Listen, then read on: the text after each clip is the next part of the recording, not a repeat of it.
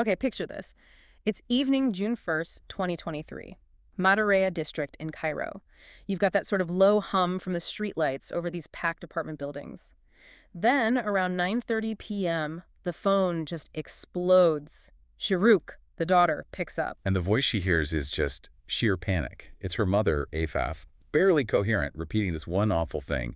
Her father, Anany, he's dead. So Sharuk just drops everything, races home. That sound of her mother's hysteria is probably echoing in her head. She gets there, and the building itself feels wrong. There's this energy. Exactly. The apartment door, wide open. Neighbors are already out in the hall, whispering. Police are just starting to arrive, taking in this scene.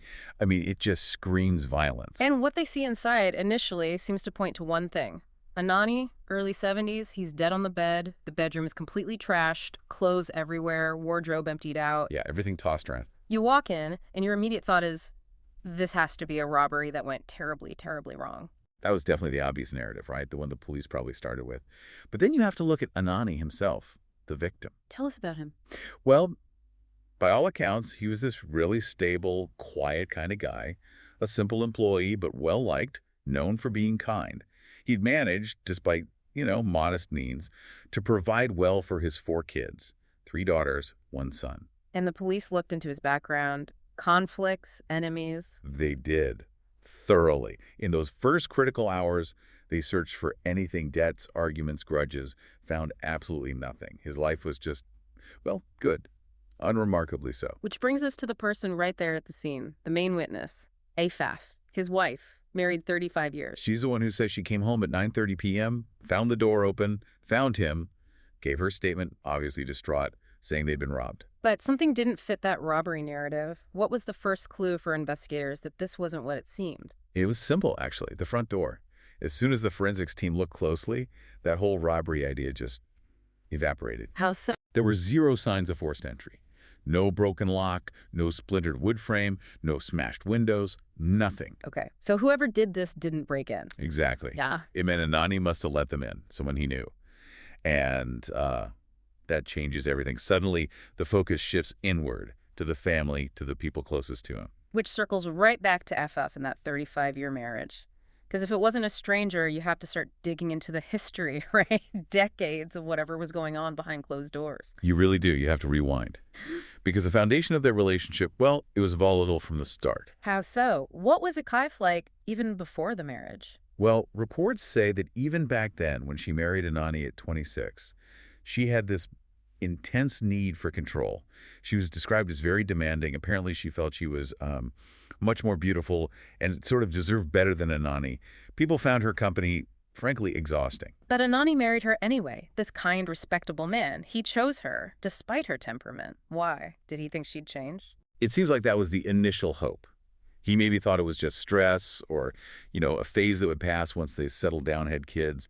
His priority became stability for their children. So he tolerated it for 35 years. He did. But here's the tragic part. All that tolerance, all that patience, it didn't lead to peace. It just convinced Afaf that he was fundamentally weak-willed. She felt completely secure, like he would never, ever stand up to her. Never challenge her control. Precisely. Yeah. There's a local saying, say, 1/3 of 3. It basically means to assert yourself, to have your say. Afaf was convinced Anany would never do that, not after 35 years of silence. So he basically guaranteed her dominance by never pushing back until something shifted. Until the very last reason for him to stay silent was about to leave. Their youngest daughter, Sharuk, got engaged. And Anany saw that as his moment, his chance for freedom. What did he do? He told Afaf, straight out, he said, as soon as Sharuk is married, we're getting divorced. He even had a plan. Yeah, he intended to use the same official, the Mazoon, who handles marriages and divorces in Egypt for both events. Sharuk's wedding and their divorce. Wow. Okay, using the Mazoon. That makes it sound very real, very concrete, not just an angry threat. Exactly. It showed he was serious. And for Afaf, this wasn't just losing a husband she arguably didn't even respect that much. It was a public slap in the face. A total rejection of her authority after dominating for 35 years. How did she react initially? At first, she probably thought he was bluffing. Couldn't possibly be serious after all this time. But then it sank in. He meant it. And that's when, something switched inside her. She didn't argue. She didn't fight back openly. No. What did she do? She changed tactics completely. And this This is where it gets really disturbing. The planning starts. What kind of planning? For 2 weeks, she became a different person. Utterly calm. Even, like, conciliatory. She started being sweet to Anany, acting like maybe they could work things out. Seriously, after he just announced the divorce. Seriously. It was pure manipulation. She fooled Anany. She even fooled Sharuk. They both started to think, wow, maybe she's finally changed. Maybe this divorce threat actually worked. So this sudden sweetness wasn't genuine remorse. It was a strategy. It was absolutely a strategy. That calm facade, that fake reconciliation, it was designed to make Anany drop his guard completely, to make him trust her again. So she could get the perfect opportunity. Precisely. Which brings us to June 1st, the day itself. Sharuk heads off to college, mentions she'll be late, probably not back until 10 p.m. The house is quiet. Afaf has her window.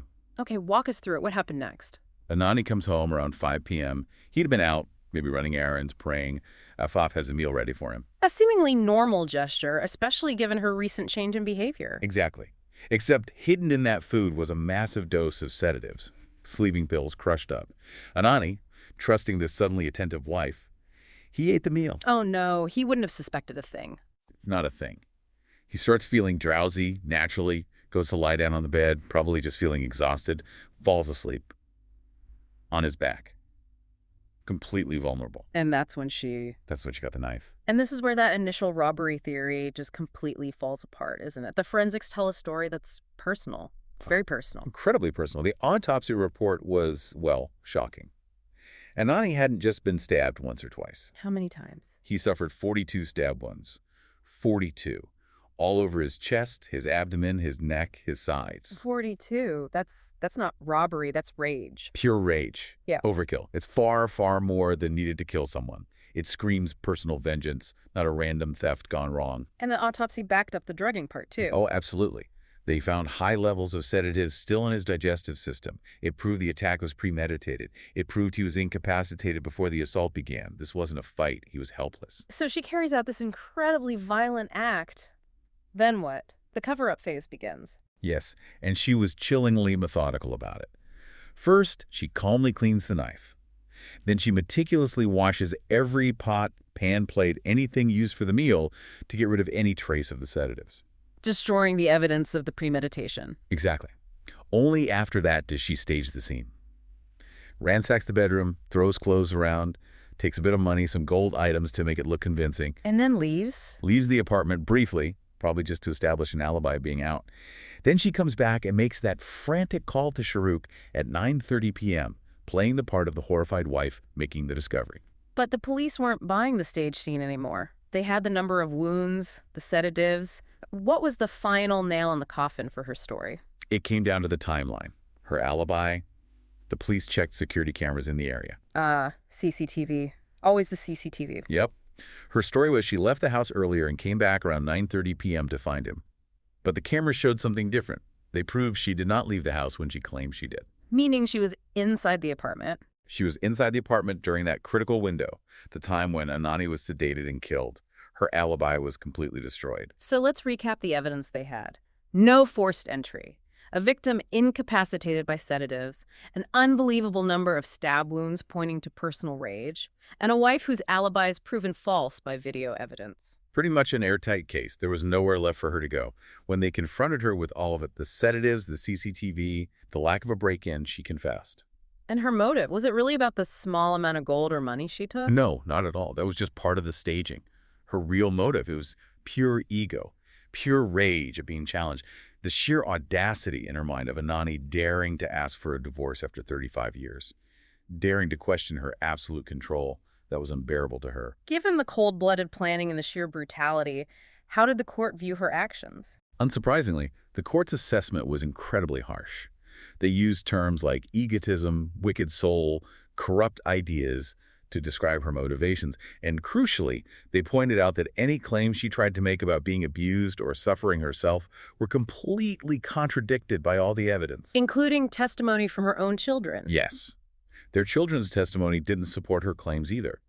The court concluded she murdered him simply because her pride was wounded and her dominance was finally, after 35 years, being threatened. It's just such a tragic, twisted irony, isn't it? He spends 35 years trying to keep the peace, probably for the kids, enduring this dynamic. He finally sees a path to freedom when he's in his Yeah, 70s. he waited until they were all settled. And she kills him. Not because he mistreated her, according to the court and evidence, but because he finally decided to leave a situation she herself had apparently made difficult, but felt only she had the right to control. And that really is the core lesson from this whole awful story, isn't it? Okay. It ties back to how that marriage functioned for decades. Anani's strategy of tolerance, hoping for stability, didn't fix anything. It actually seemed to empower Afaf, making her believe she could do anything without consequence. His silence basically fed her control. It seemed so. And the terrible result came from ignoring those really clear, destructive personality traits for so long, maybe hoping they'd just fade away. They didn't. It's a chilling story. The psychological manipulation, the 2 weeks of fake kindness leading up to that explosion of violence, the poison, and the 42 wounds, it's hard to fathom. It really is. And beneath the horror of the crime itself, there's this stark warning. Anani's fate is a cautionary tale about staying in deeply toxic relationships purely for the sake of stability. It forces you to ask, doesn't it? What price do we pay internally? What risks do we run when we just tolerate the intolerable and we let someone believe they have that kind of absolute, unchallenged power over our lives?